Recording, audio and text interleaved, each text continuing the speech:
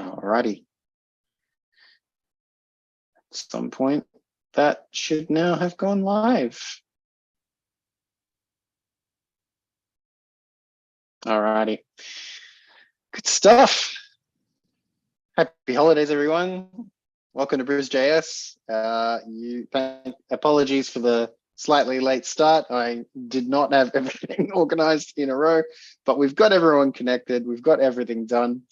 We've set up all our Zooms and we've got everything sharing. So thank you very, very much. Thanks very much. I'm glad you enjoy the hat.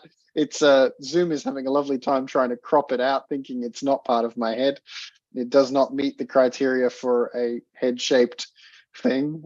So yes, you will see it appear and disappear randomly. Maybe I'll just have to keep my head turned if you want to keep seeing the hat.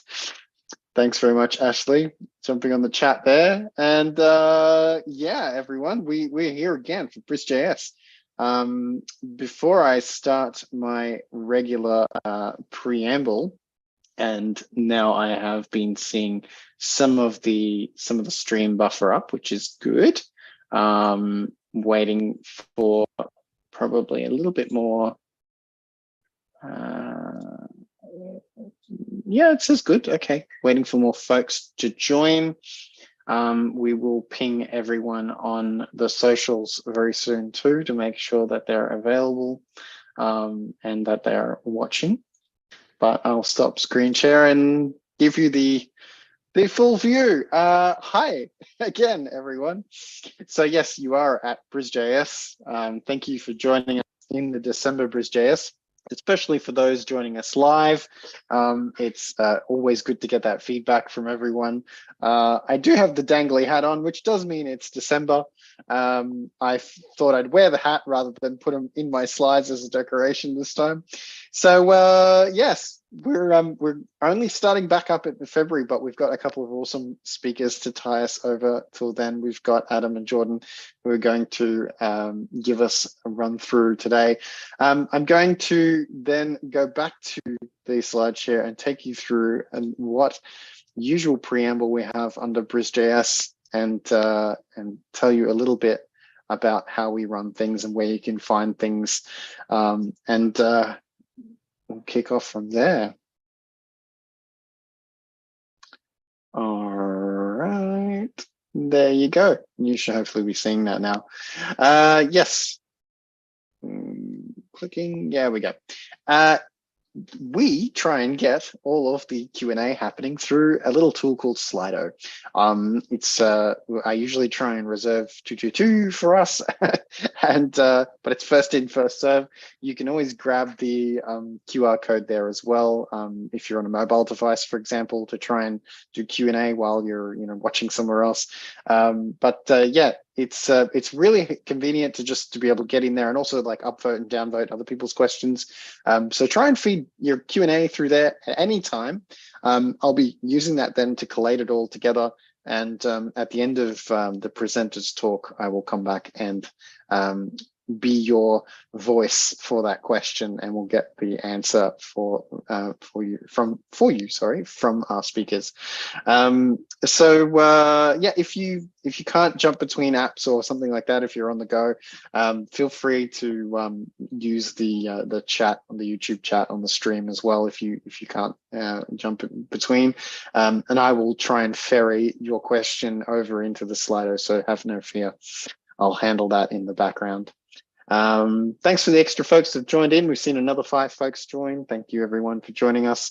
Again, we'll make sure that we broadcast and tell everyone that it's on right now with that small initial delay. We'd like to kick off here to say that it's still extremely important, especially while we're all doing this in a distributed fashion, to acknowledge the traditional owners on the site which we broadcast from today, which is the Yugara and Bundjalung people. And I'd like to pay my respects to elders past and present. So that's broadcasting from Yatala. And we're also giving everyone the reminder that meetup, even though it's at the moment a little bit live streamy, it's still relevant because it allows you to get sort of the announcements and let you know what the direct stream link is if you want to hit that up. If you're not already a YouTube channel subscriber, which by the way you can do, that always helps us out. That way you will get the announcements and make sure when everything gets updated. And I also like to post up at least a week before for the BrisJS announcement on the meetup page. You can always watch some of our other areas and channels to be able to get updates for that.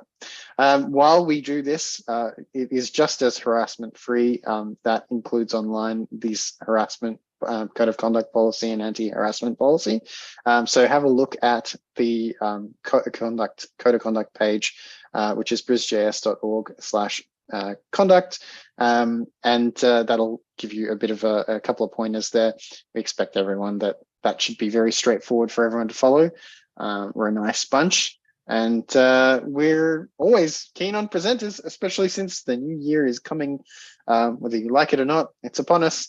And so submitting a talk is super important. And as you've seen, we've had to skip a couple, unfortunately, because we weren't able to secure speakers in time.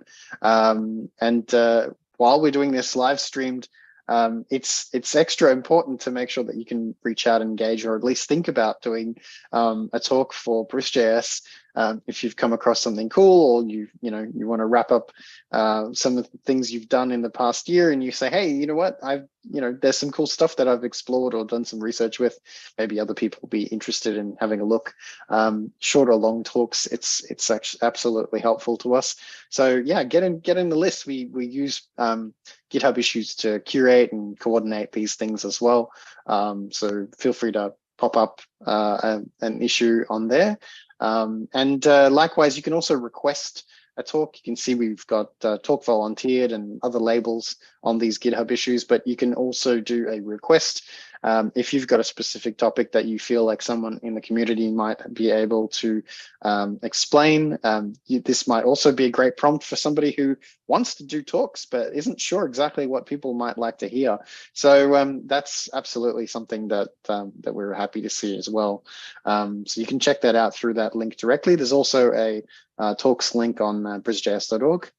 We're on a bunch of different socials. The Twitter one gets the most love wherever possible. We've also put a post up on BrisJS on Facebook, and the YouTube is obviously where you are right now. So that is another avenue where you can keep in touch with us. We're also on LinkedIn. There's a LinkedIn group there.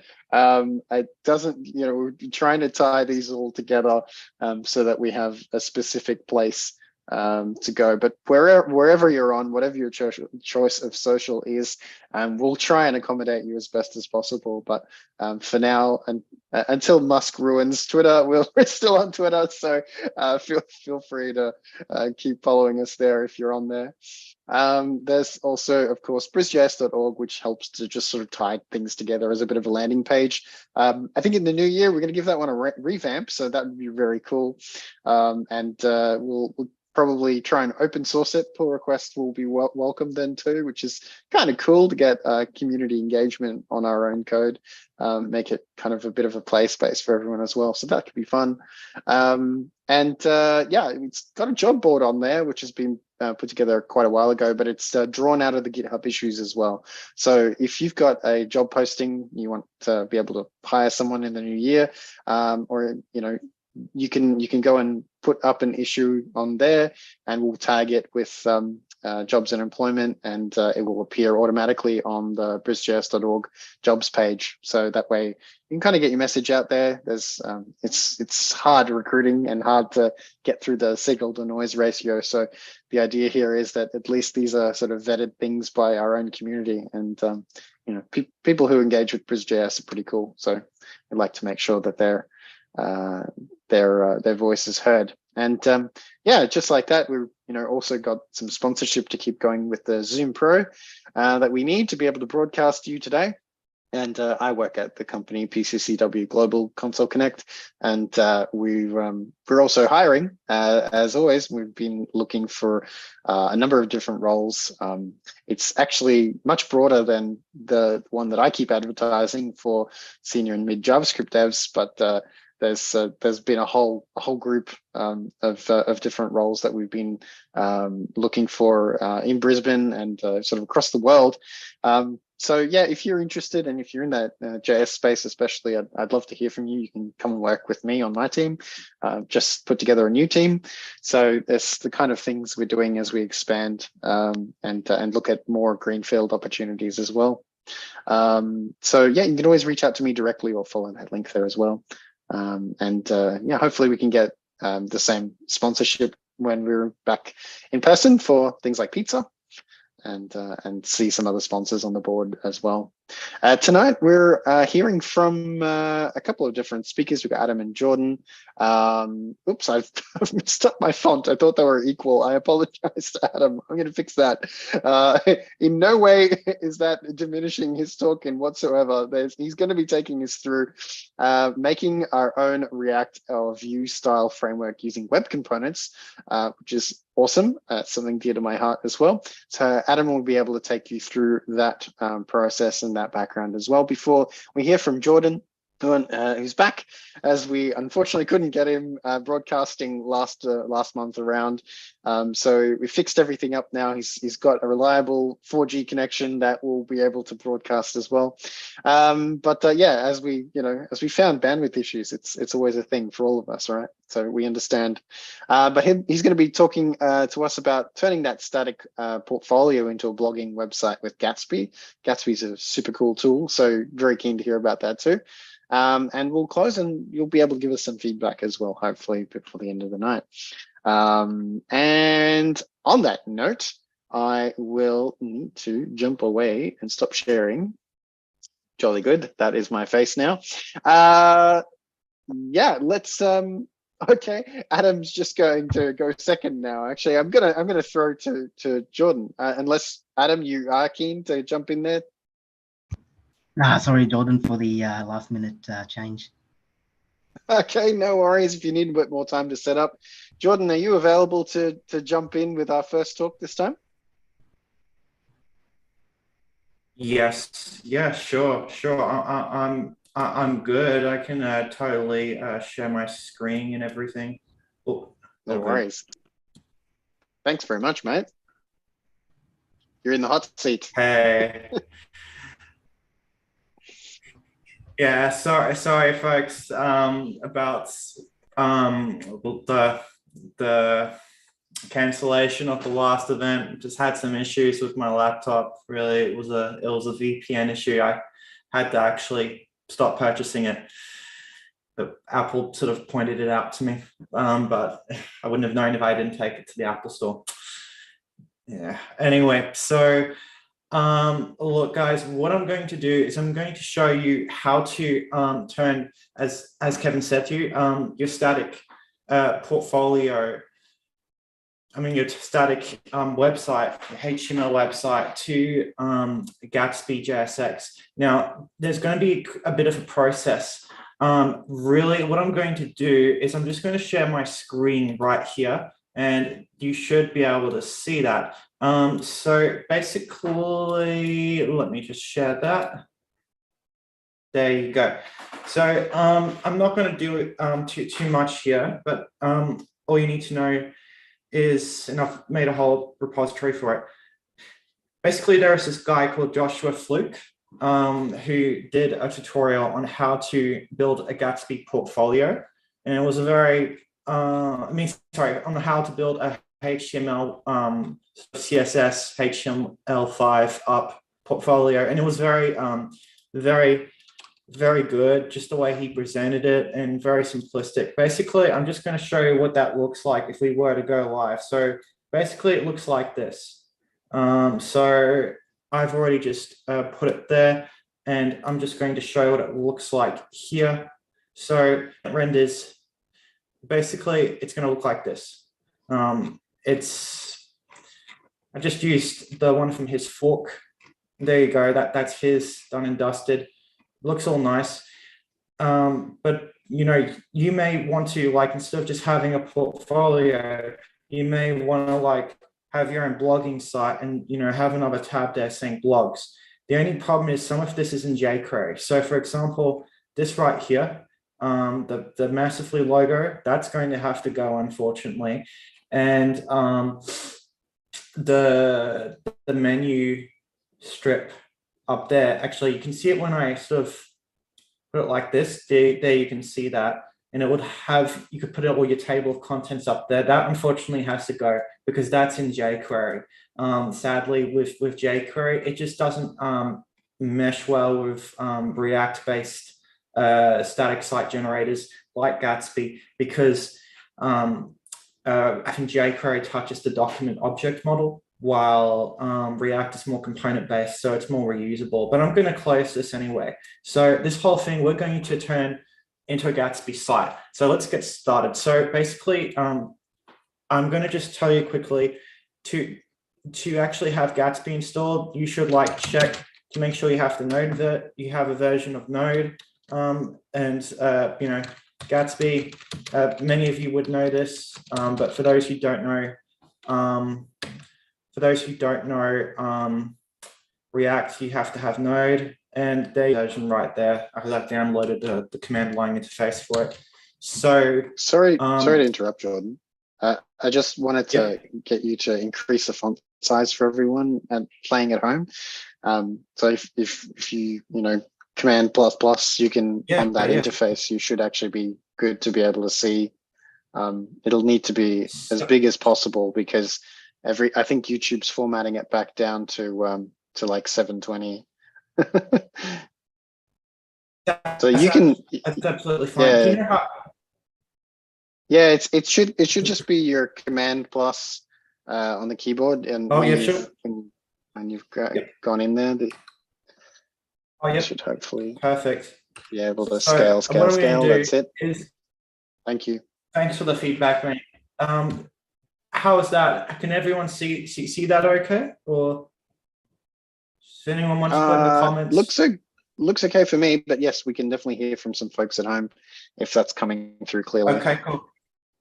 Because I don't have YouTube open, guys, just because I don't want to do anything to compromise the bandwidth. I'm sort of like a little bandwidth sensitive here. Okay.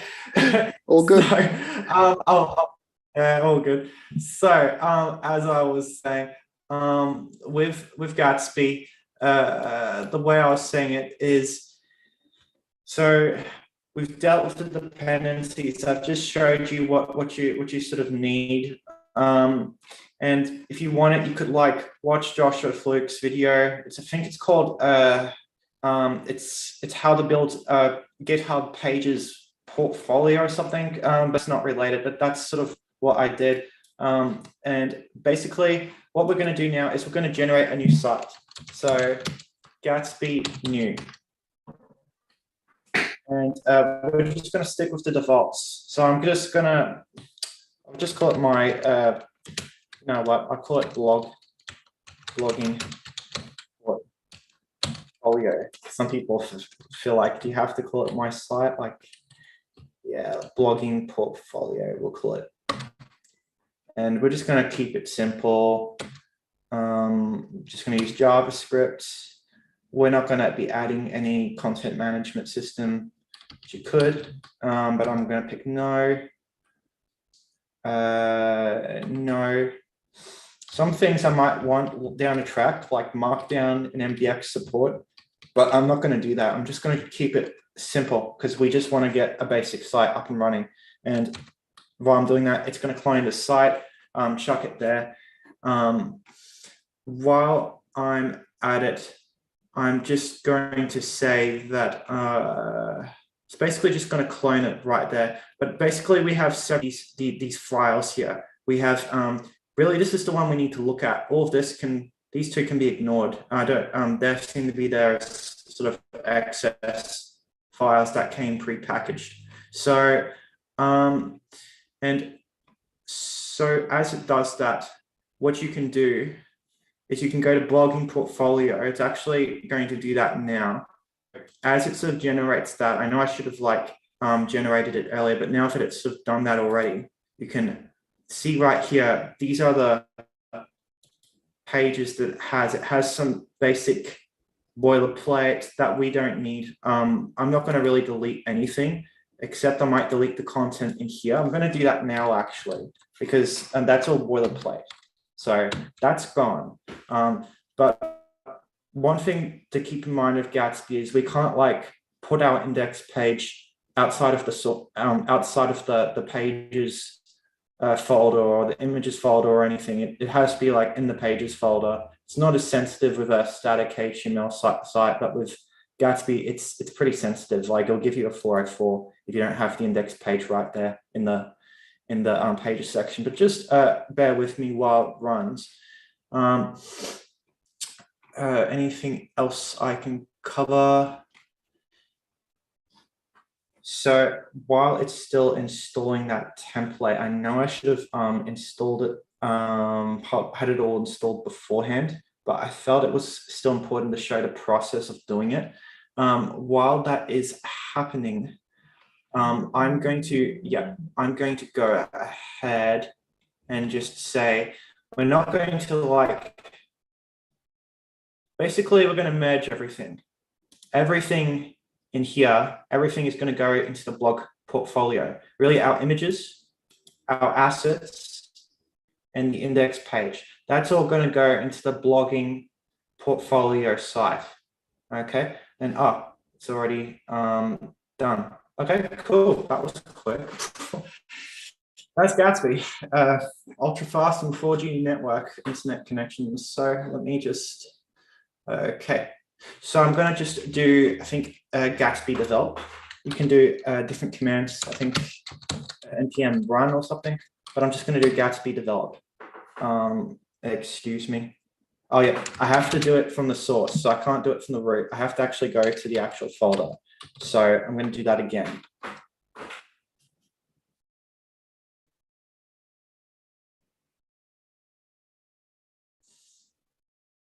And we're just going to make it run. Okay, so right here, I'm not going to bother with GraphQL here because it's just like pretty basic. It's just you trying to morph it into something else. So it's opening up the basic local host site. It'll do that in a second. Great, it's opened, and as you can see, it gives you a 404 as expected because we've deleted all the content from the boilerplate. That's okay. That we can fix that. That was to be expected anyway. So let me have a look. So all this here, we're going to have to transform it into JSX. That can be kind of easy. You need something like those sort of brackets there that you can use. But it's okay. So basically, I'm going to copy all of this. And what I'm going to do is I'm going to put it into a site called transform.io. So right here, and give me a sec. So I'm just waiting for it to load on my end. I'm going to chuck it all in there once it opens. There it is. So site.io, transform.io. It's basically used to transform languages across to others, and it's really handy, especially if you're like new to JSX styled components, which it is to me. So, all right. So what we're going to do is we're going to wrap this into JSX. We're going to delete this, and now we're going to paste our stuff. There you go. And as you can see, it's converted it to JSX already. It's done those pointy sort of bracket parentheses that I was talking about earlier. And you also know, for example, with JSX, the class name is actually a reserved word. So if we go to header right here and look at class, you'll see it's class in HTML. In JSX, it's being transformed to class name. And you'll also note that the scripts here that were originally there, a lot of them are jQuery, you'll notice, that has actually been taken away. by transform.io. They've actually it actually automatically deletes it because, as I said, it doesn't mesh well, and they probably put something in their algorithm. This is actually hosted on GitHub, but they've actually probably put something on their algorithm to get rid of those that you might accidentally put in. So it's another telltale sign why you don't want to use jQuery with React-based static site generators. So now that we've covered that, there is something else I want to cover off here. So we have our CSS. So if I go up to the top, right there, we have our CSS. That's going to be transformed as well. We can't transform that implicitly in here. We have to do it explicitly ourselves. But we're going to copy this already and start getting this done. Okay. So I'm going to go into our blogging site. We're going to go into, excuse me, pages, index. I'm just going to chuck it in there. Done. Okay, there are some problems. That is to be expected. So with basically, there's a lot of files that still need to be changed across. Not a lot, a few. The CSS, we have to convert that into a JSX format. We're going to do that now, but before we do that, we're going to turn this into a component sort of component. So that's how I do mine. That's what works for me, and so I do it that way. So give me a moment and I will be done with that. Sorry guys, just give me a sec. Yep, that's right. Yep, that's all good. There is something else I was missing up there. So we are actually going to use a default functional component. Sorry about that.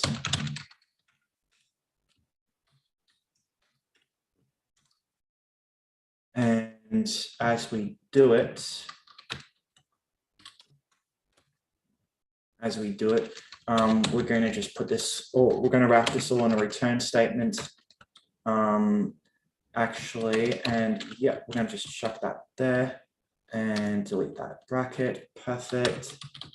We don't need the arrow function. Good. And we're going to just tell ourselves to close it off. And that do it. Oh yeah, that's right. We have to do that beforehand with the pointy brackets. Yeah. And done. Yeah, that should be fine. Just okay. There's one error, but that's fine. We'll fix it up as we go. Anyway, so now that we've covered off on just exporting this general page to React, as you can see, it looks very similar. It's really just the outer edges of the file that have really been changed, and as you know, it's been changed from class to class name because class is a reserved word in HTML, so we can't use class name. Now, what we will do is we'll get rid of the CSS references here. So we're going to get rid of this, okay? And we will declare it further inside the file, no, outside, I should say outside our component class. So what we're now going to do is we're going to merge our assets and images into the Gatsby site subfolder that we created. So the folder structure inside should look very similar. So we've got node modules. We don't need to worry about all this stuff. So what we're going to do is we're just going to merge everything slowly in. So basically I'm going to cut this. So I'm going to cut this. I'm going to paste it into my blogging portfolio. So now as you can see, the assets is gone. It's put inside the blogging portfolio, okay? And now the images, we're going to do the same thing with that. We're going to put that inside the blogging portfolio now, okay? And yep, for your information, pictures from some of the pictures are can be deleted. Some of them aren't actually being used, but we don't worry about that. So now we're going to do importation with it. So basically, yeah, we want to import our assets inside it. So for example, what we're going to do is we're just going to make sure we tell our file we're using React. And now we're going to put in a few images. So some of these pics won't work. For example, this one won't work. So what we're going to have to do is we're going to have to use image tags for that. Okay. So the way we do that is we're going to basically just get rid of this, and we're going to call it this. Now that's going to come up with nothing because that's not being used. But this is what we're going to do. We're going to rename each of those. So I'm just going to rename that to that. Oh, take 2. We just have one more to go, and we'll just do that as well. I guess I could use find and replace, but it can be you can sometimes make huge mistakes. So I prefer to do this explicitly. Just to be on the safe side. Okay, so just convert that. So that's done. And I suppose, for people with disabilities, you could put something in that alt tag. But I'm not going to do that right now because this is just a sort of a demo. So if we go to the top now, we're going to do a few imports. So I'm going to actually, I'm going to just copy it from my little cheat sheet. And I'm just going to make it go like this. So basically, that's these ones. So let me see, pick 1, pick 2, pick 3. Just going to check to make sure those are correct. Let me see. Yep, that's okay. That's fine. Yeah. So yeah, I've realized what I've done wrong. So right there with the images, I've actually imported them into the wrong folder. It's very easy to do that when you're starting off, and I've just made that mistake now. So, but that's fine. What I'm going to do is I'm going to delete the images inside the source folder, and I'm actually going to put my assets and images inside the actual source folder right here, because it was inside the blogging sub folder. And as you can see, those errors are gone because Gatsby doesn't know to track anything really outside of that source folder. It has to be inside. And now we've put our assets and our images and everything inside that. It can keep track of all that. Okay, but we still have to convert the CSS to Gatsby. So really, all we're going to do is we're just going to do that import thing, and really.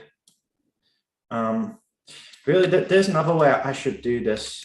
So really another handy way of doing it, rather than me just not really teaching you anything and just doing,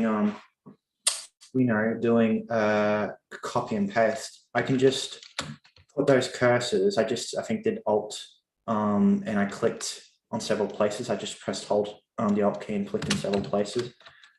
Many of you probably already know all that, but some of you may not, but it's helped me out immeasurably. And yeah, from there I can put in my own stuff. Like, I think with that one, I'm going to put in font. Awesome. Actually, I'm going to start getting rid of that. And I'm just going to put in the paths of each one. But that's something you can do, because if you have all the files in the same folder, it might be easier just to put in the cursor and just do that all at once. It's a pretty powerful feature. And that's done as well. Okay, and that should have all been converted. So the recap, we've converted our CSS from internal sort of HTML inside this component right here to sort of an external import. And we've done the same thing with those pictures. We can't have an internal reference inside the files. So we've just used those image tags, as you can see there, sort of like variable names, whatever you want to call them. And I think that's done. Oh, there's one final thing I want to cover, and then I just want to draw your attention to something else quickly, guys. So there's something you can use that's really handy in Gatsby, something I thought I might just advise you of. Basically, we have like, let me just find it. I'm actually going to minimize this because it's a bit in your face, isn't it? So yeah, right here, we have like href. We can like change it to a link to right here. So link to, and I think kill it off like that. So, and then I think it's called link. So basically that's for internal links. So if you have like internal blog posts and you want it to load faster, what you can do is basically the moment this enters the viewport, the moment that link enters the user's viewport, it will preload. It will preload in the background.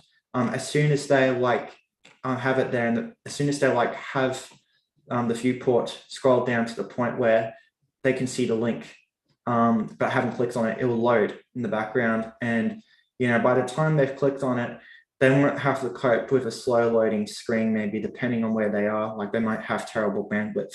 And you know, can load much faster that way because you've sort of optimized it with the link to library. But that's not something I'm gonna bother with. For that's really for internal only though. For like external things, external sites, you want to just use the href because if you use the link to, it doesn't work as well. Okay. That being said, I think I've covered off everything there, except there is a final thing I might as well get into while we're at it. So from the looks of things, so from here, I'm going to show you static site generators. So some people don't like Gatsby, and that's because it uses React. And you know, fortunately, the React is the highest in the marketplace. As you can see, Gatsby's down here. And you know, that might already dissuade some of you from using it. But what you have to keep in mind is the Stack Overflow Development Survey, which is what this is, the 2022 one. What it doesn't keep track of is the most popular static site generators that exist. Okay. So if you go to something like, meanwhile, if I close this and go to something like Jamstack, and they're what are the top rated static site generators, you'll see Gatsby is like number 3 and Next.js is number 1. And it's sort of much higher up there on Stack Overflow because it supports server-side rendering and all this stuff. Okay, I understand that. That makes it faster on the user side. I get that. But out of the box, Gatsby's still got more for a static site generation for Next.js would. Maybe, you know, it does more stuff than Gatsby does, obviously, but it doesn't do as much on this, I think, on the static site generation side for Next would. I also just want to note, you know, if you're ever wanting to use your own static site generator, I also use Jekyll. That has been like awesome for me. Unfortunately, I didn't know what to pick when I started off, so I picked Jekyll. If I had to pick again, I would pick Gatsby because it uses React. And if you want to like get good of React-based applications or frameworks, you know, Gatsby can help you teach, help you do that because you can, you know, build your own meaningful projects, your blogs. You can just write about anything about what you did on the holidays, you name it. So that's a cool thing there. I mean, you don't even have to write about programming. You can just write about, I don't know, your vegan diet or something. But that being said, I think that's all I've had to cover off on. So what we've covered is, we've covered a lot. We've covered on the best static site generators, and Next.js is at the top, as you can see. We've covered on transform.io, really handy tool.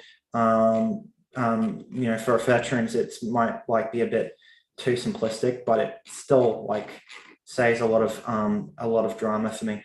And we've also covered on changing this all to React.js, and actually, sorry, to Gatsby. And now what I'm going to do while I'm at it is I'm just going to kill this, and we're going to do it again just to make sure that it works. Okay, so what I'm going to do is, I'm just going to kill this quickly. Yep, cool, that's killed. And we're just going to do this again. And once it fires up, we're going to see if it horribly crashes because I've made a boo-boo. We'll see. Okay, guys. So, moment of truth, huh? Okay. Keep in mind, I don't have the best frame. Oh, no, it works. As you can see, I've now been able to render it to Gatsby.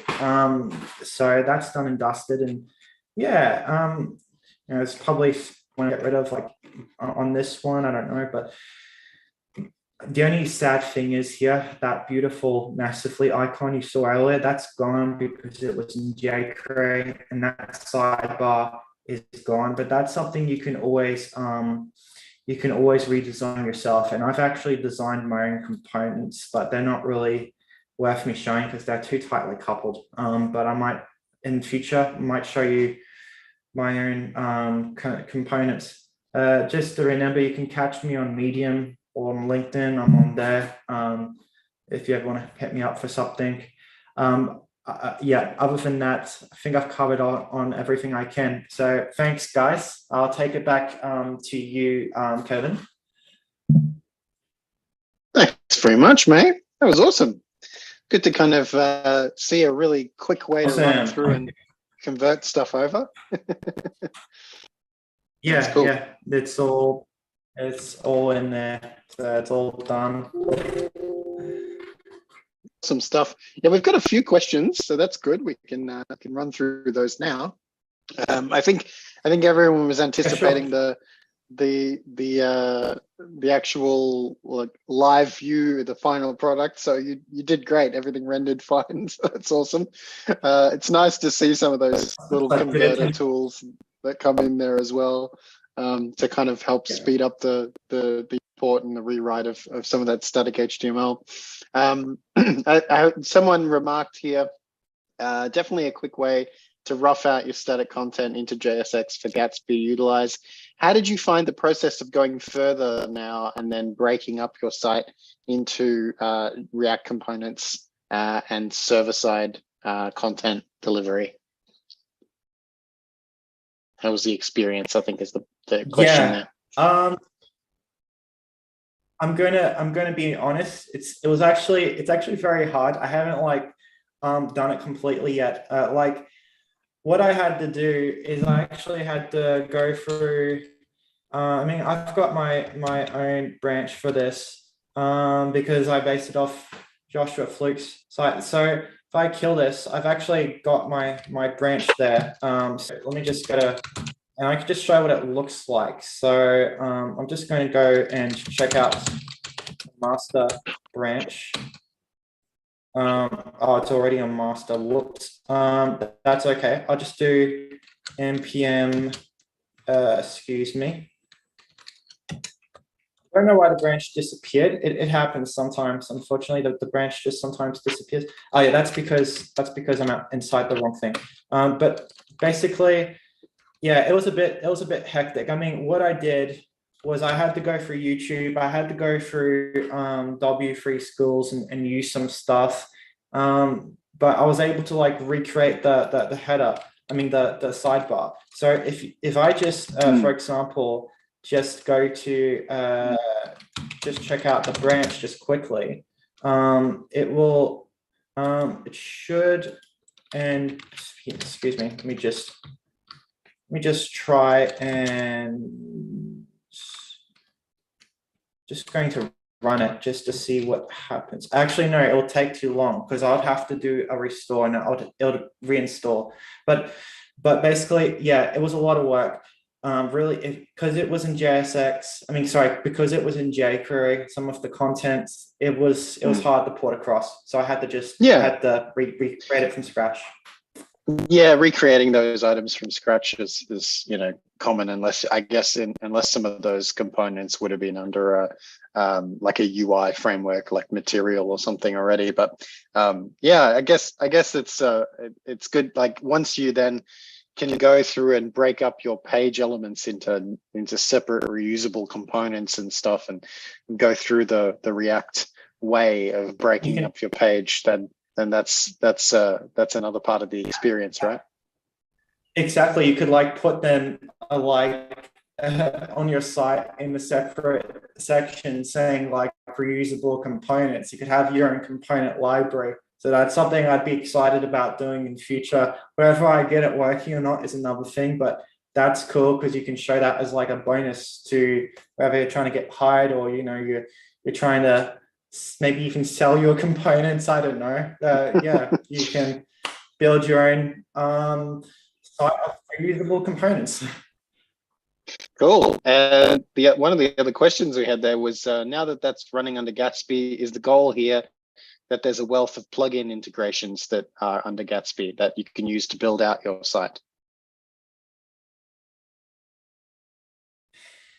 There are like there's like loads of plugins. I'm looking at the site, and when I compare it to like Jekyll, I'm like, wow, there's so many plugins right here, right now.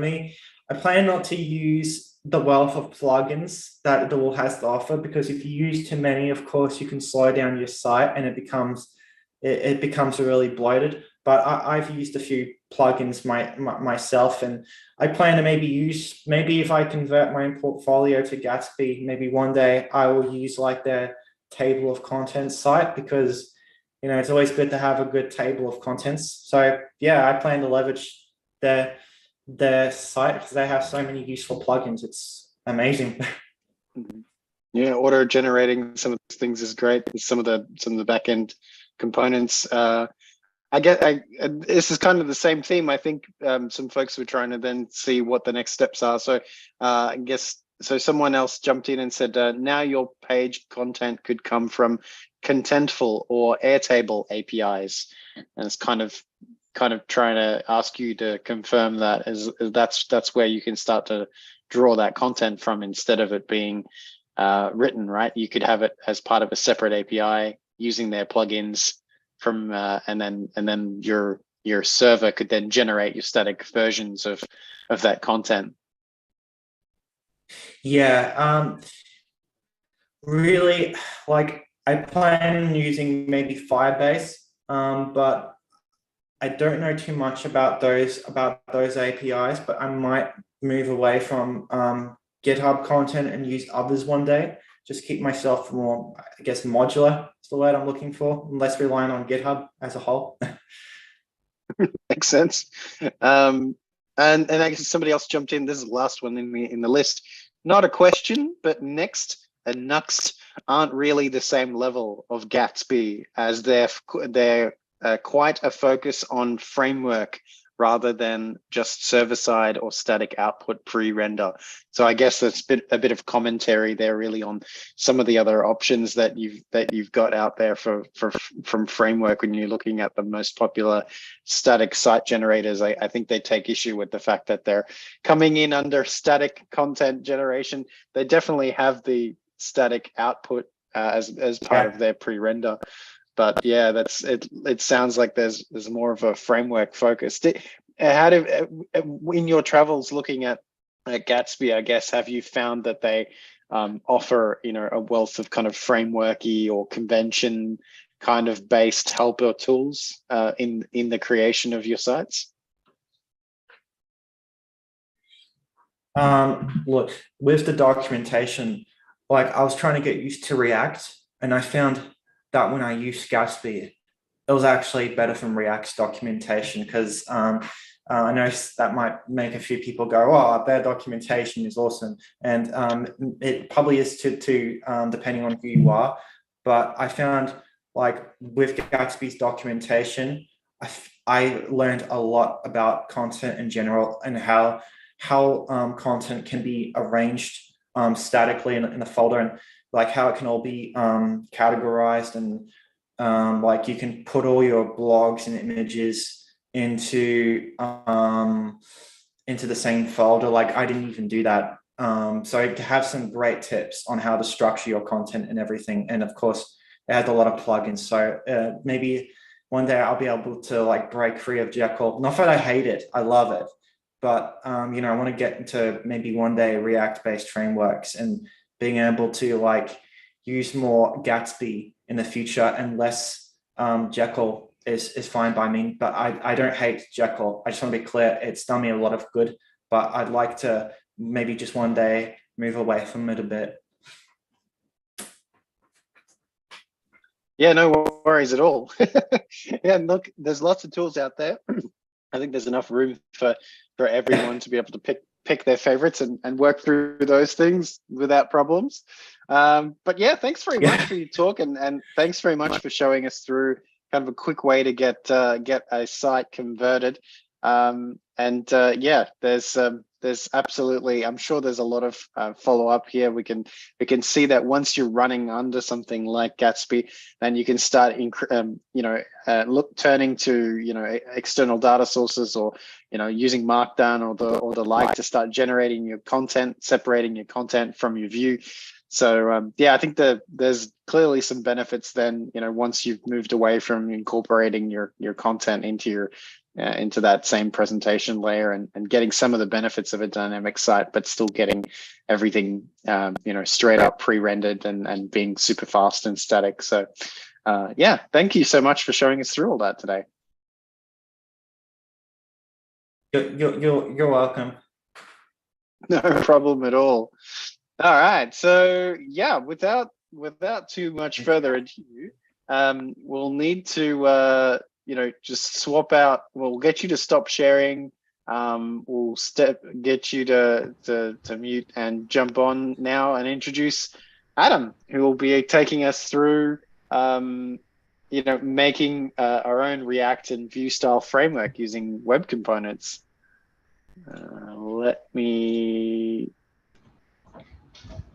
Let me see if I can cancel the sharing.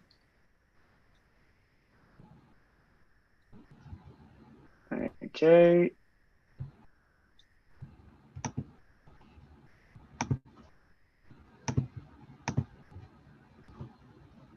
Let's see if that comes through. Okay, and now I can stop, and we're good. All right. Sorry about that. All good. Hey, Adam, how you there? Hey everyone, yeah, I'm here, Kevin. Excellent. No worries at all. Good to have you here in voice, if not in video. It's all good if you're trying to conserve your bandwidth. Yeah, absolutely. Please feel welcome to take it away.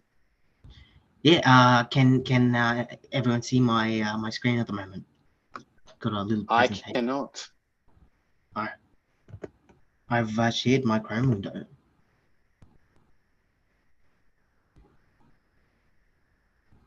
Can't see anything. Let me refresh and maybe that'll fix it.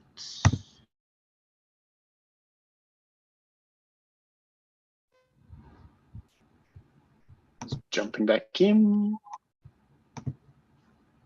And I can see stuff. Awesome. Thanks so much. Alrighty. So yeah, this is a little talk about web components and sort of talk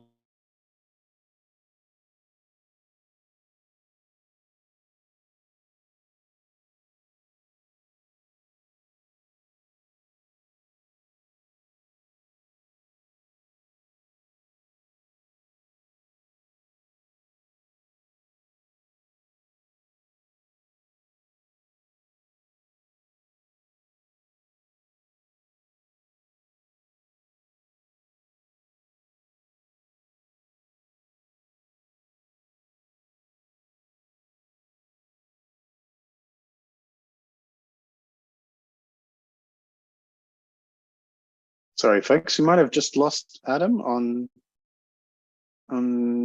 audio. I'm just trying to kick it from my side, but Adam, you still with us? Currently muted. I think it's tried to start over. I'm clicking unmute. Oh, the joys of Zoom-based streaming and low bandwidth scenarios. Hopefully you're still coming through, or you're still hearing us, Adam.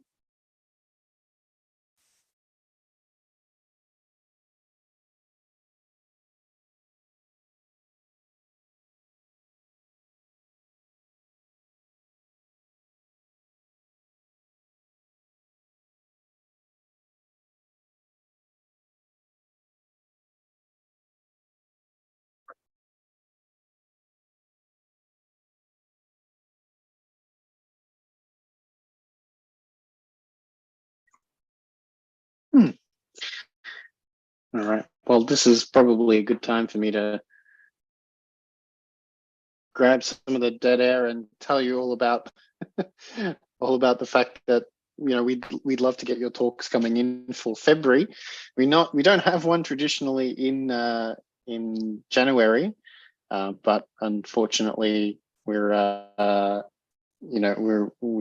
trying to make sure that everyone can ramp up enough talk submissions, come back from holidays, and then be able to come in on February and make sure that you can go through and see some wonderful talks in the new year, 2023. Some of the other things that we will be looking at then is trying to restart some of the in-person meetups, getting some sponsorship and some of that time back at perhaps the Order in General venue as well, which we've been having a chat with as well. Some of our existing members will remember. We're always able to jump around and discuss some of the other options with some of our different sponsors as well for being able to pitch in and bring these things to life in person. But yeah, absolutely, we'll be looking forward to seeing you in the new year there as well.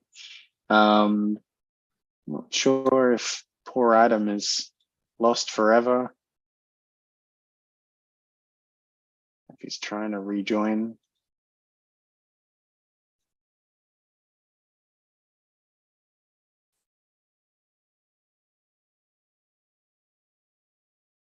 It's interesting that he's still sharing. Oh.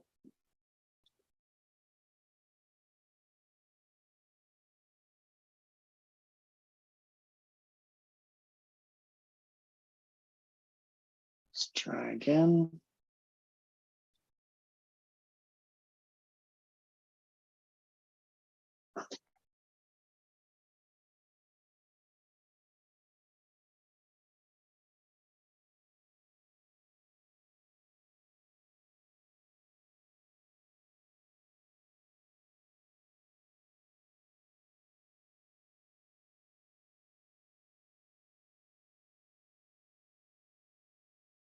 Here we go.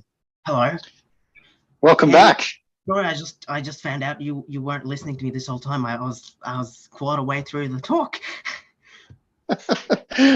Not a problem, mate. No, we're getting a video stream through that's black at the moment. But no, yes, we didn't. After you started sharing and started talking, everything basically just stopped. So let's give you a second go, shall we? Right. Share your screen again and take over again. Okay, one sec. And I'll. Doesn't matter. It's the magic of live streaming. That's what we have to deal with sometimes. All right. Can you see something? It says it's starting. Starting. Just thinking about it. Oh boy. There it is. Yes, we're getting your screen. What does it say? It says make your own framework with web components. Excellent. All right. So. Okay. I'm gonna need to get a heartbeat from you every while. Just to. No worries. We're still on. Because yeah, it looks completely fine to me. And then I had YouTube open on the other tab, and I was like, I see you talking, but I'm not sure if that's happening to me. But yeah. Anyways, so no worries. Yeah. All right. So this is talk about web components, and it's not a beginner level talk, so I won't be introducing what web components are, and I sort of assume they already know about web components, even if just a little bit, or have Googled them at least once. And I'll just build up from there, and I'll sort of introduce the ecosystem, and from there we can we'll slowly go towards what I think is the ultimate use case for web components, and that's implementing frameworks. And yeah, I hope you'll find it as fun as I did. I certainly very much enjoyed preparing this. Kevin, I still got you? Yes, you do. You definitely do. Keep going. No problem. Yeah. Alrighty. So let's go into the next slide. So here I've got a basic web component, and I'll just put this in so we're on the same page on what a web component is. this is as basic an example as you can get. And basically, you've got a class here, myCounter. It extends HTML element, which is the entryway into the Web Components API. And when the element is connected, we append some HTML that describes our web component, and then we use good old JavaScript to register some event handlers, so incrementing and decrementing the counter. And every time that happens, we also update the HTML just by setting in our HTML. Yeah, that's it. Finally, you just have to define it with some HTML name, and you get to include it on your web page. And yeah, you get a counter that's working. That's really as basic as it can get.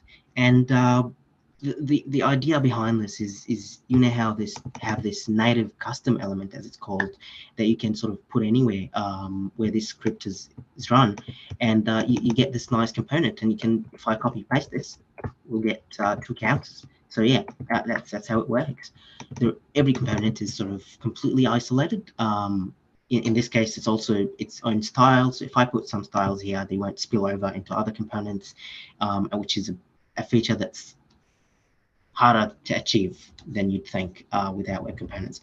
And that's thanks to Shadow DOM. I won't spend too much time on Shadow DOM, but it basically is a browser feature that allows you to have a little isolated DOM for this web component. And the reason these exist is the original vision for web components was to have developers implementing hundreds of web components, and everybody just imports whatever web components they need for their application and combine them together however you want. And the dream was you have no dependencies between components, and everything's isolated, and everything plays together well. And that's certainly the best case scenario. Unfortunately, that's not quite how web components have turned out. And I just want to sort of look at the ecosystem now and sort of how it actually is at the moment. And you'll see that this original vision of having this nice unified API that all browsers use and everyone agrees upon, unfortunately didn't quite take place. So I just want to start with interoperability efforts. And this webpage here is considered sort of an authoritative guide by a lot of the people that develop frameworks, so the likes of Vue developers and React developers. And it sort of shows how web components are all sort of interoperable with different front-end libraries. So you can see here Vue has a passing score of 91%. I swear that was actually 100% a couple of weeks ago, but they must have had a new spec, or looks like a new version issue. React's always been a bit behind on this. Of course, things like Svelte are going to be 100% because they are natively web components. And I just want to highlight a difference between something like Svelte and Vue. Is that Vue is actually just wrapping their existing framework with a web component for that added isolation. But it's not actually utilizing the entire API surface in the same way that something like Svelte would, because Svelte is actually compiling it down to a true web component. And I'll touch back on that later. But yeah, I just hope this webpage just made it clear that at the moment, web components are a target for framework developers and something to be implemented. And yeah, that's important to keep in mind. The other big players that I've seen, and those are important to keep in mind because they are pushing standards and creating proposals. And there's more big players. So there's Salesforce, there's Apple that I haven't included here, but these are the big ones. You'll see Google started with Polymer. Polymer is, I don't know if you guys have heard of Polymer, but it's a project that Google had going a couple of years ago, and I was following it religiously. Unfortunately, I thought back then that its API was terrible, and you could tell that it was going to end, and Google finally killed Polymer, I think 2 or 3 years ago. I'm not entirely sure when, but yeah, they killed Polymer, which was their web components framework-ish work group. It was a weird project, and they replaced it with Lit. And Lit is, unlike Polymer, is actually really good. And as someone who predicted Polymer would go away, I'm really impressed with Lit. Encourage you to check it out. And I don't think it's going away like Polymer will, although that's something that's on everyone's mind. And it's got a lot of adoption from big players, only being used as a way to design and create design systems, not as a way to implement user-facing front ends. And I'll touch on what that means later. But yeah, it's very React-like, and it's very nice, and you can actually read its source code. It's fairly easy to understand, and yeah, I openly like this very much. The other one is Microsoft's Fast. I won't talk too much about it. Feel free to check it out if you're into the .NET world. Microsoft is pushing web components. They're trying to unify all of their UI through the MAUI and Fluent UI, and Fast is at the core of these movements. You can speculate that in the future, a lot of UI is going to be web-based, and a lot of it hopefully will be web component based as well. And then there's Ionix Stencil. Stencil is one of the earlier tools in the scene, and it allows you to create, it is specifically tailored for people who are building design systems, and yeah, it is very small, fast, although it's not as complete as Lit. Lit is much more comprehensive. And I just want to highlight on what a design system is. So this is a nice GitHub page with a full list of all the companies' open source design systems. I think Australian government is here, Adobe is here, Apple is here, a lot of big companies are here, and these are all open source systems that allow you to, that basically builds like buttons and carousels and very low level UI components are being built in web components. And the idea is, if you build them in web components, you will get interoperability, and you can kind of pick a button from this framework and pick another thing from this framework. Now, they also don't expect you to use their, some of these don't expect you to use their own design system, but rather as it's being open sourced as a marketing move. But yeah, it's a good page to check out, to sort of have an understanding of where web components are in the industry at the moment. And finally, I just want to, this is to me the main page on web components, and it's sort of slowly become an authoritative guide as well. It's regularly updated, and it sort of outlines all the ways to make a web component. And there's so many ways to make a web component, and that's because this API that I covered before is extremely low level, and no one wants to use this API. It's very ugly, and no one wants to go back to almost jQuery days, is what it looks like, with a bit of isolation on top. So everyone is making their own frameworks on top of web components, and it's we can spend hours looking at all of these, and you can see the likes of Vue are here, and that it's just included because it wraps web components. It's not a real, you'll see wrapped into a custom, so that's not a real, these are not real web component based frameworks, they're just wrapping it, but all these up here are true web components, and they all look slightly different from each other, but they're all following the same core way of building a framework on top of web components, which we will do as well. So we will add to this list, hopefully, by the end of this talk. And there's also a bunch of benchmarks here around size and around speed. And you can feel free to look at this later, but the gist is web components are absolutely smaller and faster, but that's only because half the API that is in a normal framework is already being implemented by the browser in a web component library. And the speed and size difference are actually not that much that it would drive the decision for you to use web components.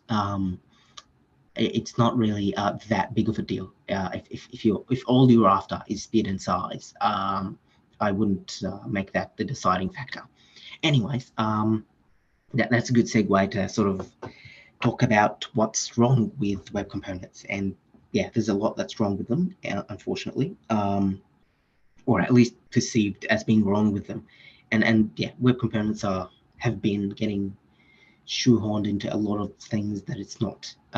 So first off, the obvious issue is the API is too low level, and there's no developer experience to speak of.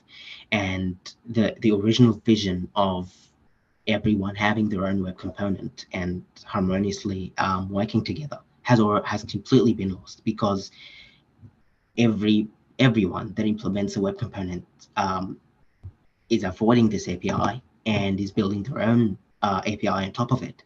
And that because of that, anytime you import a web component, you're basically importing the web component and you're importing a UI library on top of it, and you're importing the component. And so if you use 100 different web components, you're actually importing probably at least 99, let's say, web component frameworks as well. And so that completely destroys any meaningful gains in speed or size. That quickly becomes impractical. And you can imagine, for example, getting a React-based web component and a Vue-based web component and putting them on the same page. Well, now you've included both the React and Vue runtimes, and you've lost all you've gained is isolation. And maybe that's okay for you, or maybe your application just doesn't care about that level of optimization, but it's certainly something to keep in mind, and it's something that's off-putting to anyone who's trying to use web components. And some of these upsides are, so I googled web components upsides, and a lot of these are what people talk about, but I don't think they are upsides. So talking about them being future-proof and standardized. Well, I mean, using a React component, for example, you are getting a future-proof. I mean, if you vendor your React dependency, it is as future-proof as a web component. And it being standardized, well, the React API, I'm not actually 100% sure on this, but I bet it is standardized in some way. It doesn't have to be a part of the browser. It's just using low-level JavaScript, and that's not going away anytime soon. So, yeah, if anything, you're using a newer dependency by relying on web components and excluding older browsers. Also, there's talk of them being reusable and interoperable, and like I said, that's quickly lost because everyone's got their own UI framework because it's too low level. And yeah, I've covered this more and fast, which I just want to add a note about compilers. So like Svelte is a compiler. You can argue that when you write a web component in Svelte, the framework is gone after the compile step, and you're basically left with just the pure web component code. But in reality, say you have a counter written in Svelte, and you put that counter in your web page 100 times, the Svelte output is way bigger than had you used a non-compiler framework, because this API is too low level that it actually is way more JavaScript than a normal framework, than a web component UI framework. And so Svelte compiling to this as a target increases the output size. Even if you minify it or whatever, it's still more. So yeah, you have to be very careful about what you consider an advantage. And yeah, so I've been putting them down a lot, and I just want to say that I do like web components, and I've written a lot of web component based code. And the reason is I don't think that web components are a tool for web developers, and that's why they get a lot of flack. Instead, they're a tool for framework makers and people who build things like React and Vue to build a better framework. And if you're relying on the browser to do a lot of the work that previously you had to hand code in JavaScript, well, you have less code and so less bugs. And also, you could argue that maybe in the future, as the web components spec develops and we get more and more features, maybe frameworks that are based on web components natively are gonna improve at a much faster rate than normal frameworks, because maybe 10 years from now, the web component API surface is so good that basically the framework disappears. Yeah, I can't, all speculation at the moment, but yeah, maybe it's that seems like a good foundation. So yeah, that's sort of my take on web components. And to demonstrate this, I'm going to build a web component framework right now, in which we will solve all of the problems with web components. So yeah, Kevin, I don't know if I can take audience suggestions. Oh, it's going to be trickier. Definitely fine. folks can jump up on the live stream and sort of give you some suggestions for sure, and I can definitely voice them, pass them along as we get them. Yeah, let me know if there are any. But yeah, no worries. I'll let you know if something comes through for sure. I was gonna ask, so I've copied the example here, and I was gonna ask if anyone has suggestions on how to improve this. And that's the point of building our own framework, is this looks ugly and we don't like this, and we're going to make it better. And I mean, this looks fine actually, but we're talking about something that scales to way more complicated applications.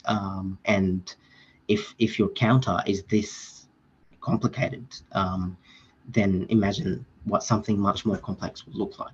So yeah, this is what I was going to ask the audience for, but my first issue with it is it's not as declarative as I'd like it to be. There is this bit here where we're basically writing a bunch of HTML into inner HTML, and then on every update we just update the inner HTML, which is declarative. But having to do this hand JavaScript jQuery style, as I call it, is going to get very annoying at scale. Imagine you have a loop of things, or with a loop you'd basically have to keep adding an element and surgically remove elements as the list changes, and it gets a lot more complicated, and half your code becomes element management. So we need a declarative layer that sort of translates JavaScript to HTML, sort of how Vue and React have such layer. So yeah, that's the first issue, and to fix it we will need a renderer. Now in normal frameworks there are, so for example, both Vue and React I believe use VDOM, so that renders in a declarative way by having a local in-memory sort of representation of the DOM tree and diffing that with the real DOM every while, and updating the DOM based on what's changed in your JavaScript objects. That's been going out of style recently, because if you look at sort of Svelte, for example, 99% of, and Solid, if you've heard of Solid, it's another web framework that's on the rise, 99% of what they advertise as a feature is no VDOM. The word no VDOM in the web framework, emerging web framework space has become a bit of a, I'm blanking on the word, but yeah, I hope you know what I mean. It's just being said everywhere. And you might ask, what is the alternative to VDOM that works well with web components? And the alternative is surgical template parts. So that's what I believe that's what Svelte uses. So I'll just Google that for you. So template parts.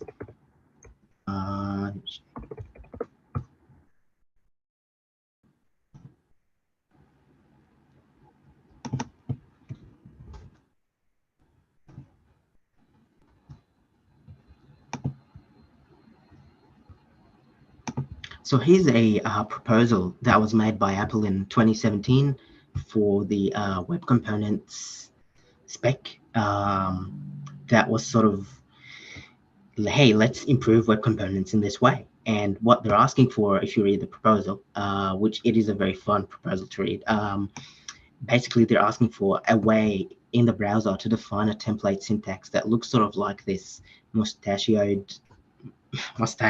template API, where you can sort of insert JavaScript variables directly into your HTML. And that would be super nice, because we wouldn't need to do DOM manipulations, and that at least to me, that would be life-changing.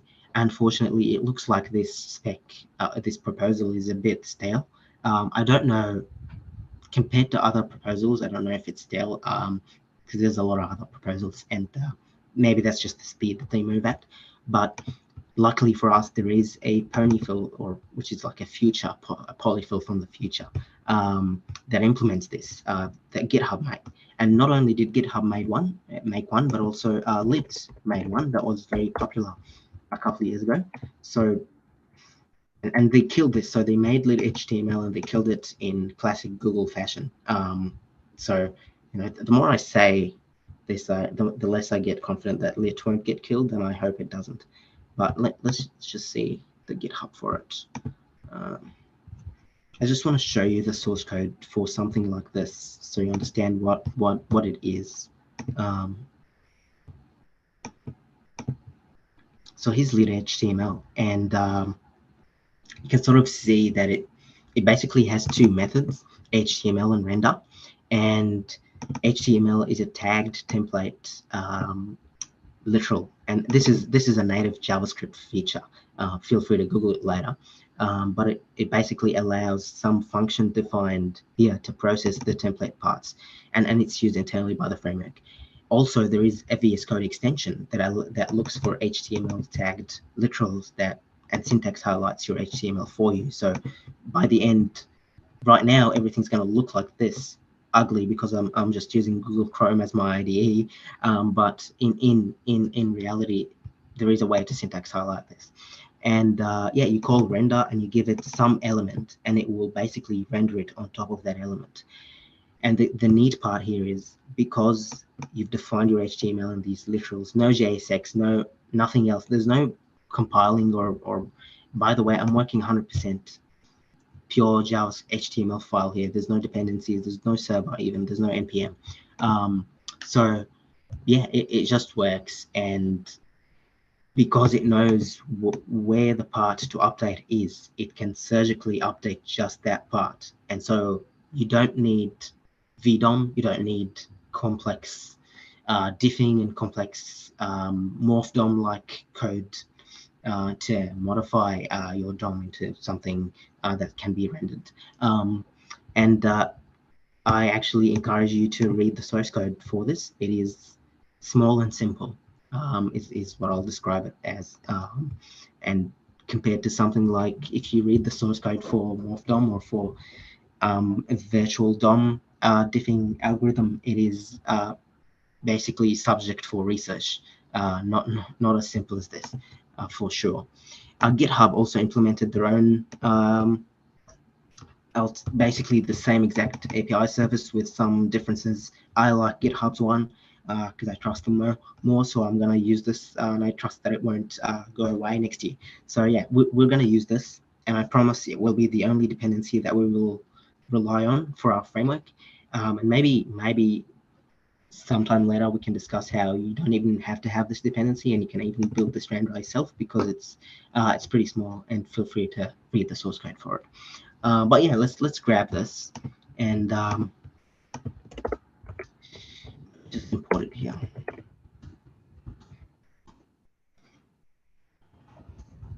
I actually got a little local server serving it up already, so I don't have to have npm. So yeah, let me just console log this to make sure that it's really there.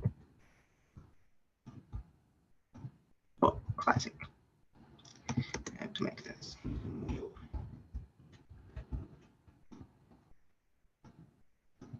Right, so we've got. So yeah, let's turn this into something more beautiful. First off, we won't need this anymore. I'll just take this I'll here just for track it.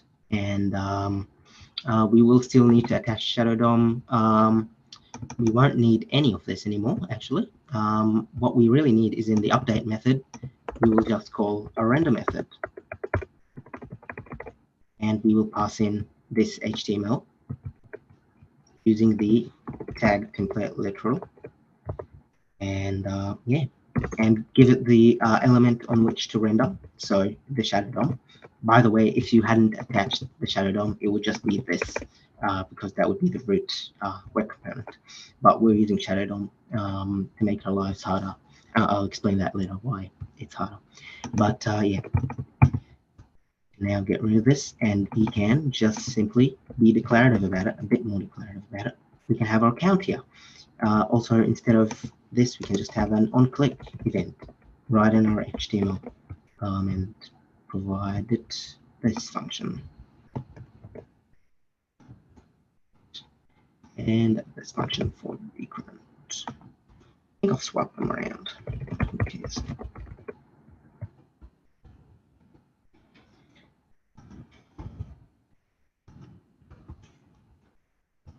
Alrighty, yeah, that looks like it. I hope that works.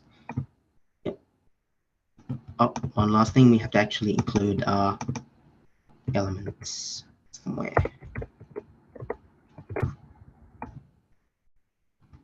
Did not work. Must be an issue somewhere. Template is not defined. Oh, we actually don't need any of this anymore. Maybe we will call update, but that's about it. And here we have our counter, and it works. And if I actually look at the elements here, and I look at this too, if I increment, I don't know if you can see it, but the blue bit shows, the blue flashing shows what's being updated, and you can see literally only the parts that have to be updated are being updated. So it's not updating the buttons, it's not updating anything else, even though the reality is this is just one big string. You'd think it's just replacing inner HTML with this string, which is the most, the simplest way to do it, and also the most inefficient, which means that your whole app would update anytime anything changes, but it's not. And that's because it's keeping track of where these tokens are, and it's updating them surgically. So that's very nice, and there's no VDOM. Now, the other thing that this already is 10 times better, in my opinion, and we can stop here, but we can get even deeper. So the other thing that I don't quite like about this, and that you will find in other frameworks, is that it's not reactive. Bit of a buzzword there, but you're seeing how every time I'm updating count, I have to call this .update in order to trigger the rendering, and that's annoying. I, as a pampered developer who has been using React and Vue for many years, I want my frameworks to just update immediately without me telling them to. A bit spoiled that way, but we can do this in a simple way. We can start by defining some internal states, for instance, and let's say, well, the main thing that we're trying to do is every time you update the state, this internal state, we want to automatically call this re-render function. And so we can create a get function, for example, that will just return some key from the state, right? And you can also set a function, set a key in the state, and that will just update the specific key. Yeah, very simple, except after updating the key, we will also call this .update. So yeah, that's reactivity right there. We don't need these anymore. Actually, I do need them. I'm actually gonna remove them. This .update, don't need to call that anymore.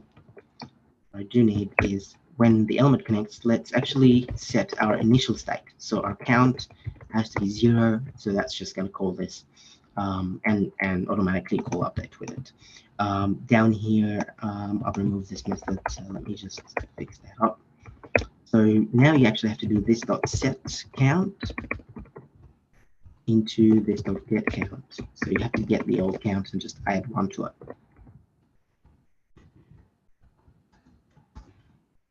And And to make my life easier, I'm just going to remove the decrement method. All right, yeah, looks about right. Right. Something terrible has happened. Can't read count. So count was being given here, but we don't need it anymore. We can actually do this dot state count, or you could have just referenced it from the state. This is clearer. Can't read properties of count. All right. So what do we got here? Key up. There we go. I'm going to make that into a plus. Doesn't annoy me. And feel free to stop me if I'm going too fast or if there's any questions at any time. But yeah, there you go. Counter being updated, and you know, it looks like it's the same amount of code, but it's reactive now. I can claim that it is reactive. We can. This bit here seems a bit repetitive because we will need this bit in literally every component that we ever make. So let's actually move this outside into a framework. We'll create our framework. This is the actual framework that we're making. And we'll pick a name for our framework, which is the hardest part in developing JavaScript things, because our name is definitely going to be already taken. So let's just call it xmath.js. xmath.js, cool. And it will extend HTML element. And you'll see that I've extended HTML element, and that's actually how you're supposed to build the framework, or like literally extend the web components standard in some way and add your own layer on top. And that's how Lit does it as well. And now actually the counter uses your extension, and you'll see that in the Lit API you just use Lit HTML. Yeah, actually I'll just call this XMS element to be clearer. Yeah, that's demonstrating how you're supposed to extend it, and we can literally just move all this out of here. And in the constructor, let's say it accepts some state, and it will set that as the internal state. So we get to define our states initially, which is nice. And because this doesn't use set, we have to update manually just this once. Right. Yeah, awesome. We get to now. I think I can now just remove this, and I can just do this. So yeah, we will start with this initial state, and I don't need this anymore. That's pretty nice. Let's see if this works. Cool. It starts with a count of 5, and I can increment the count. And literally, this is our whole component. So I hope you can see how this is much tinier. We can call this a dependency, and we're just not going to look at it anymore. Just ignore it. But this is basically how all our components can look now. Very nice, small. Although we can stop here, but I don't like having to do this dot set and this dot get. That's kind of annoying. And there is actually a way in which we can remove this, and it also doesn't work for nested state. So if we have deep state, this won't work. This is just a flat state. So let's find a way to do this. And if you know about the proxy APIs, you know that these are the perfect fit. So in JavaScript, proxy API is a way to listen for changes and gets and function calls and basically everything that can happen to a given object and intercept them. So it's a meta-programming thing, and do things.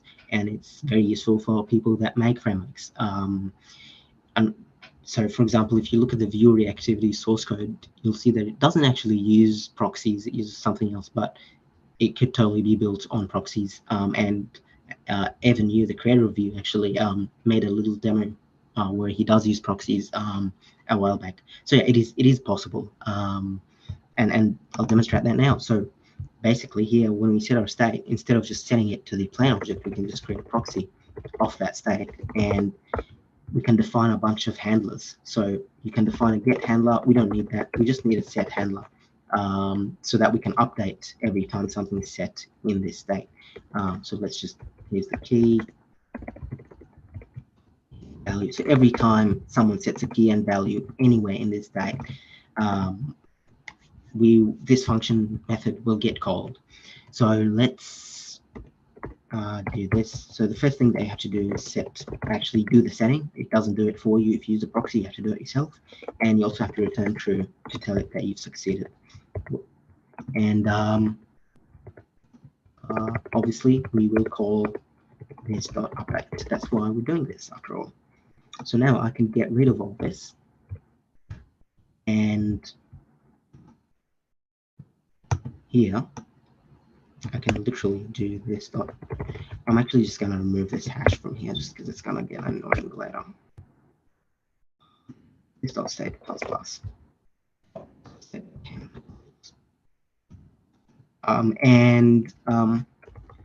Yeah, I can do this as state of count.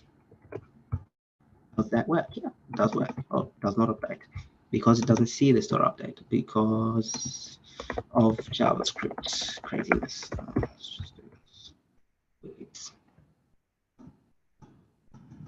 Cool.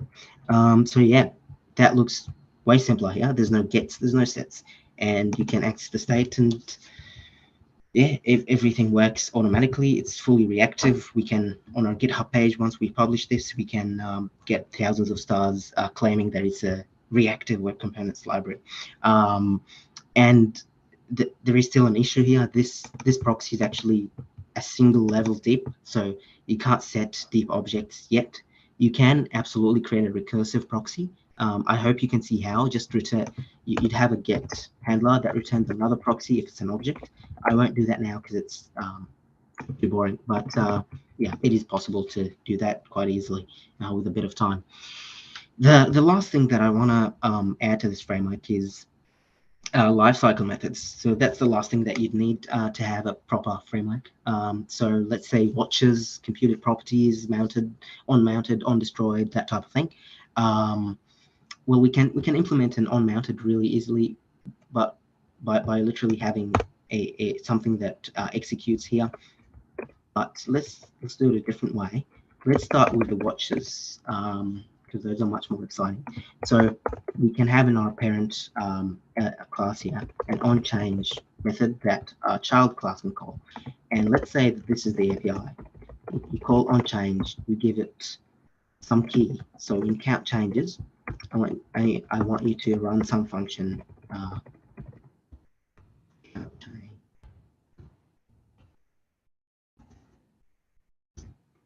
Actually, that's the value, not the key. Yeah, so that's what we want our API to look like, and now we'll make it a reality. So yeah, it will take a key, and I'll take some function, and it will, well, it should remember this. So we should have internal change handlers, and we should basically end this to that. Let's just do this, easiest way to do it. So we're basically just adding it into some internal array, just to remember that the user called it. And the way I'm doing it here, it's a hooks/composition type API, which is very exciting buzzword to include on our GitHub as well. So yeah, we can just take this here, and every time something changes, well, we already have a hook for that. So we can literally look at the change handlers and call all our watches that are relevant to it. So I can go here and I can go filter, give them a key. Let's just pick the ones that are equivalent to our key. Just fix that in the basic way. Basically, we're just looking for the handler that has the key that just changed according to the proxy. And for each and every one, we should call the function. And we can actually make this a little bit nicer. We can give the function the value, and to be nicer even, we'll give it the old value. So you can actually get the old value by recording the original value before you set it. correctly. And yeah, now our function will get called with the value and the old value every time that key changes according to the proxy. So now I would hope that it works. Oh, our function from this. Oh, what does it like about? Oh, yeah, you can't do that. You gotta do this.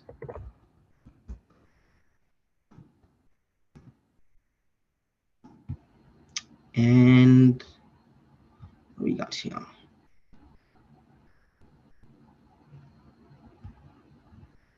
Oh. Okay. Another issue. Oh, I've changed the key to K. Cool. Alrighty, so it works, and we're getting our console logs all going, so that's awesome. And yeah, I won't bore you with implementing on mounted, on dismounted, but the browser does provide callback to those, so you can have on-connected callback here, and you can do the same exact thing, but run the function in the on-connected callback, and you have an on-mounted hook as well. And yeah, you can rinse and repeat, and you will very soon have a full framework. Yeah, I hope you can see how I find this quite easy, and I also tried doing the exact same without web components, and it's definitely not as easy. It gets easier because I mean this does a lot of heavy lifting, but it's actually not doing that much heavy lifting. Even with this and without web components, you're not gonna get it this easy when you're writing a framework. And like I said, this is actually very small. So if you look at the source code, it is not that big.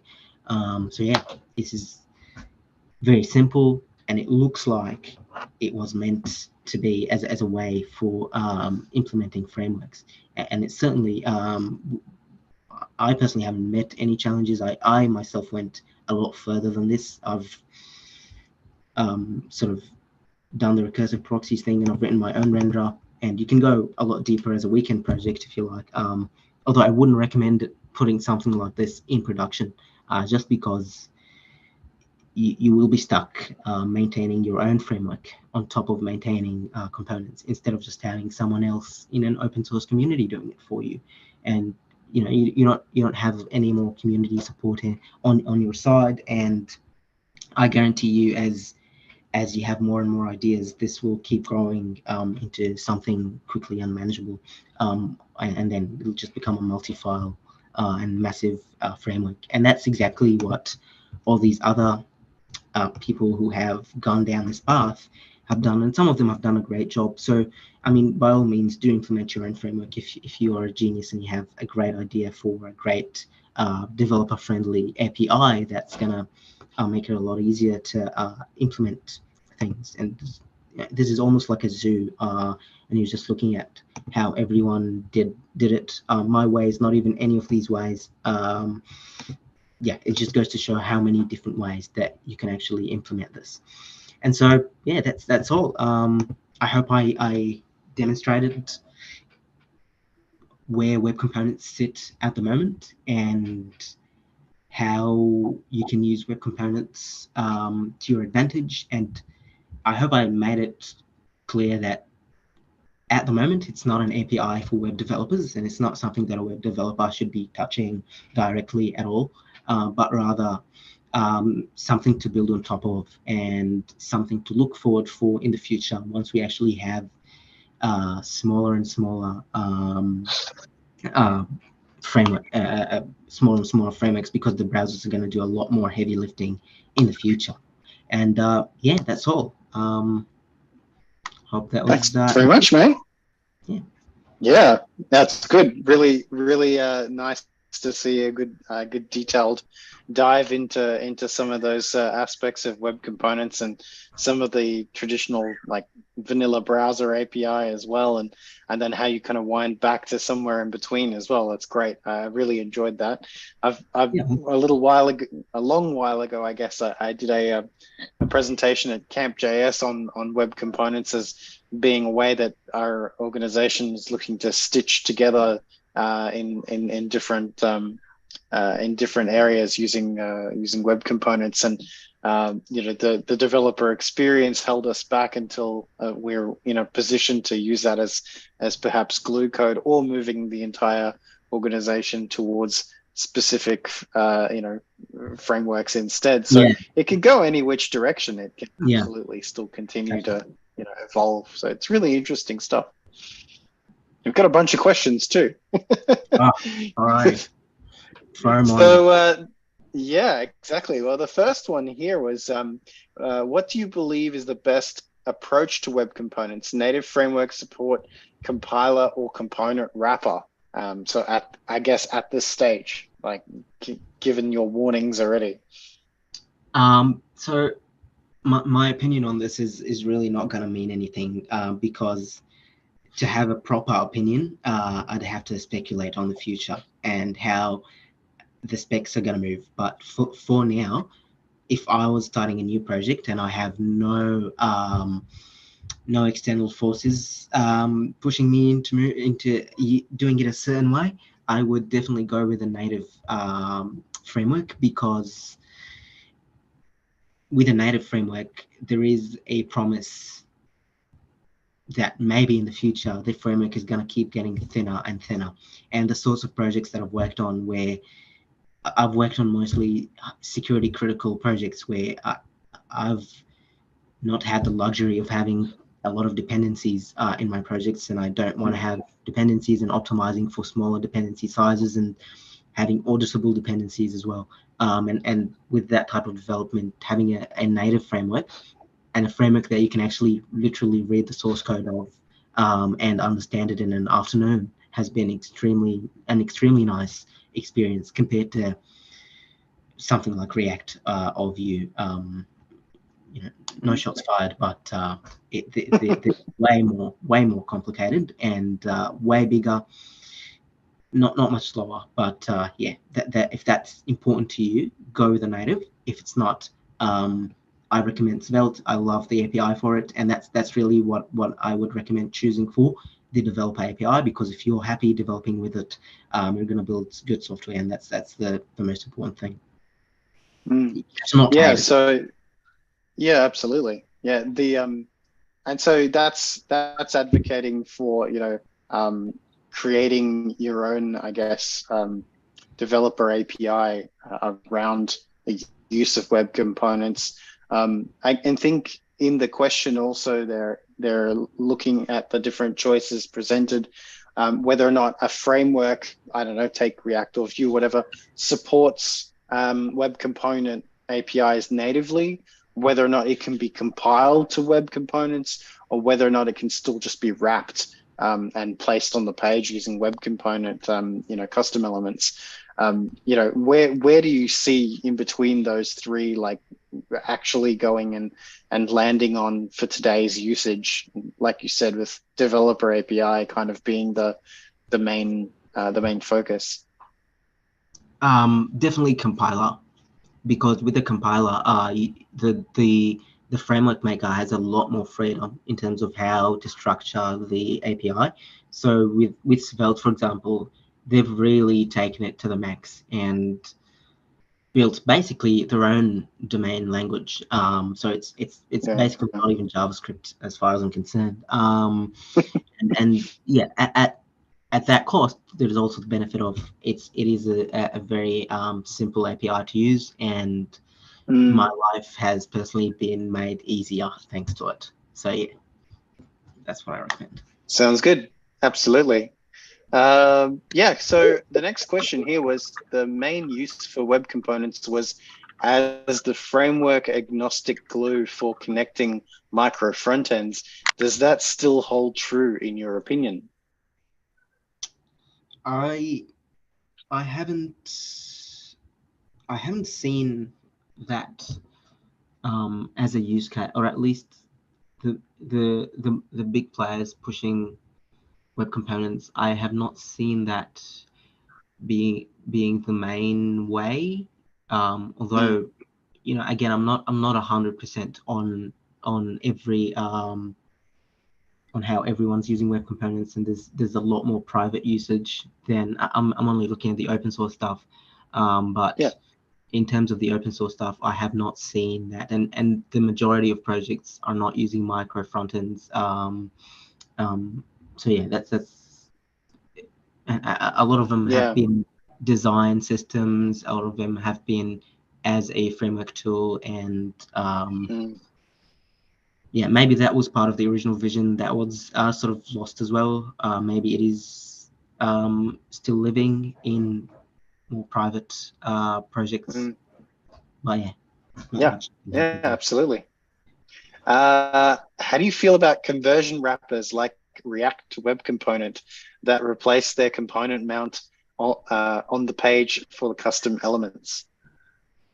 It's a very, very specific one. I will answer how I feel about wrapped web components in general. And for example, the React and even Vue, and I showed the whole compatibility thing, but generally these are best used when you have literally no other option, and you really need your Vue component because you've already got a massive dependency on Vue, and all of your code is in Vue, and you need it fast. Yeah. And this works right now because, like I said, you will be including the entire Vue runtime, and maybe you're using a CDN that's already cached and you use browser or something, and you can just rely on that. But it's generally, it's not going to be very fast if you've got multiple JavaScript frameworks running in the background. If you've just got all React web components, for example, that's fine. I don't know why you're using web components in that case. Maybe your design team is separate and are running pure web components, and you want to mix with that. That is absolutely a good use case. So it's really on a case-by-case basis. But there are absolutely good uses for it, and that's why there's a lot of work being done to achieve that 100% interoperability. And I didn't cover what I meant by interoperability, but basically what that means is you can use a web component, pass it props, do things like that. Like, for example, passing a web component, a JavaScript object as a prop, like you would expect in a normal framework, won't work out of the box. And that's what Vue is trying to sort of nicely iron out for you. So yeah, there's stuff to be aware of, that not everything's going to work, and it is definitely worth looking at interoperability charts. Yeah, absolutely. Yeah, this one's potentially a bit left of field. I don't expect you to have memorized all of these. Do any of the frameworks utilize Shadow DOM? Are they just outputting to custom element spec? I guess that's, in the compilation options, or whether or not like if you're looking at Svelte or whatever, are they actually bothering with the Shadow DOM versus being, I guess, a virtual DOM, or are they, or is the only web component set of specs that they interact with at the custom element at the page mounting level? I've seen, I don't know about Svelte specifically. I would imagine that I was just guessing. Okay, but you know what?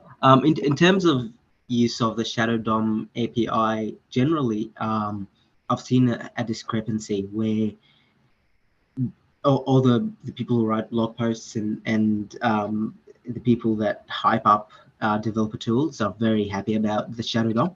Meanwhile, as a user of the Shadow DOM, it's been terrible because it kills a lot of. So you do get isolated style, that's nice, and you get a bunch of other isolations. But you if you delve deeper and you really use them, it will make your life way harder because, for example, slots don't work anymore. Passing props becomes hard. Everything's a lot more isolated in a way that's annoying. And there is another way. There used to be it used to be impossible to share styles between Shadow DOM without literally including the same styles in every component, and the browser did optimize around that. But there is a new spec now for adopted style sheets that fixes that. But you lose a lot of features by using it as well. And from what I've seen, it is on by default in a lot of the native web component libraries, because if you start without it being on, you can't go back because you'll get invested too much, and when you turn it on, you flip that switch, nothing's going to work anymore because it's a completely different paradigm working with Shadow DOM based project. Everything has to be designed a little bit differently to accommodate for the isolation. Yeah, absolutely. Yeah, I think the isolation is helpful in specific circumstances. I'm disappointed to hear that the slots API on defining blocks inside your HTML templates is all gone now too. Was kind of a nice way to work with those. But yeah, I guess if browser support seems to be fairly in flux then about what they want to support in the spec or not. They are sort of patching a bit around it, but yeah, like the adopted style sheets spec only came in like last year that it got implemented in Firefox. So it is recent work that they're actually fixing this. Yeah, cool. Yeah, the next question here is that web components can isolate HTML and CSS if you do things right in isolate mode, but is there an associated isolation on the JS level? So I guess that goes down to web components and not iframes. Yeah, I don't think there is tell any. People. Yeah, no, there's not as far as I know. I'm interested to know. There's definitely other APIs, but not web components. If Yeah. they're not a security feature, to be very clear, then definitely not. If you're treating them like a sandbox, you will be able to break the sandbox with enough work. Yeah. For sure. Yeah, last one in here is there any way we can hijack JSX and then use the JSX syntax in combination with our own hand-rolled framework around around web components? Oh, that's a good question. Absolutely, 100% you can. I mean, I used this because I like it. I used lit HTML style because I like it. It's very tiny. It's easy to understand. But if you want to use JSX, if you want to use hyperdom type, so like mithril style, you can use any renderer. It just has to provide a basic renderer API, and yeah, I haven't done it, but I absolutely I would bet that you can. Absolutely, yeah. We've got Code Capers there. He's keen to go and use your talk to write that. I'm sure he'll be able to import the JSX libraries and be able to get the correct exports and tokenize it in a way that Web Components is happy with. But that sounds like a good win. Thanks very much for your questions, everyone. That was really cool. Yeah, and thanks very much to Adam. Thank you so much for taking us down a deep dive there. That was good fun. And I appreciate, I think everyone else on the audience also appreciates the fact that now they've got more tools in the tool belt in case they're wanting to solve a really specific problem around that too. I mean, we do have a shortage of JS frameworks after all, so I thought I would make another one. I mean, why wouldn't you? Only every 5 seconds we can have one. We should just make a generator, right? Like click every time and it's a different variation. Yeah, it's a good idea for sounds the next good. talk. Just a ChatGPT Exactly. framework. All right. Ooh, there you go. Yeah, that's thanks, very. Kevin. No worries. Thanks so much, and I really appreciate that again. And yeah, and to both our speakers, Jordan and Adam, thank you very much, and everyone at home. Be cool like Jordan and Adam, and also submit an awesome talk, and we'll definitely be able to queue that up in Feb and beyond. Yeah, so I'm just gonna stop and mute and do the usual exit tro. Yeah, so thanks again, everyone, for bearing with us. We had a few technical hiccups, but we got there. It's all good. Wouldn't be a BrisJS talk if we didn't have to jump around some of our own technology. We're used to that. We're all technologists, right? So that's all good. I'm going to pop up a little exit slide just in case you want to be able to get in touch. I need to hit some buttons. if my computer plays. Nice. I think it will. There we go. That should hopefully have worked. And you should be able to see this little exit slide. It's got a couple of details, just our Twitter and the BrisJS.org. So at BrisJS, BrisJS.org. And you can get in touch with me. I'm at KevDesign on Twitter, but you can always reach me at kevinv@brisjs.org as well. We've got the Slido up as well. I will set up the poll as well, which is just your opportunity to kind of give some open feedback. I'm not going to ask for a star rating. I'm going to say, do you have any suggestions or feedback for our streaming events? It's an open text poll. You can feel free to leave any feedback that you want at all. I'm very happy to hear from you, especially as we go forward into the new year and see what we can improve and build upon as we go forward. But thanks again, everyone. It's been a pleasure to bring you BrisJS this year. It's continued, of course, for many to be a really difficult year. COVID is still with us, and it's still there's been a lot of disruption in our industry, and everyone's kind of moved to home. Work from home is definitely a thing, especially in the tech scene. So if you're feeling like that was isolating and you need that community outreach, I'm hoping that BrisJS could help a little bit with that. You know, we'd be happy to try and help facilitate in any other way where we can build and connect the community and help give you a voice. The idea is that this is here for you. If you leverage it, you know, you can put yourself out there and you know, bring that to everyone. Oh, I got a good one here. Being able to watch from California. That's great. Thank you very much for that feedback. Yeah, it's one of those benefits is, yeah, we can do this this live stream thing all around the world, and that's always a good benefit. Yeah, if we start to go to I guess on premise in real life meetings again through the course of next year, I'm gonna see if I can handle the logistics of streaming that as well. That we tried that a few different times and it was a bit haphazard with mobile internet being a problem as well. So we'll see how we go. We'll definitely get the logistics and the technology sorted and see if we can make sure that we can live stream even if we're in a large group audience. See the return of our 120 odd, you know, regular bookings and filling up a large venue.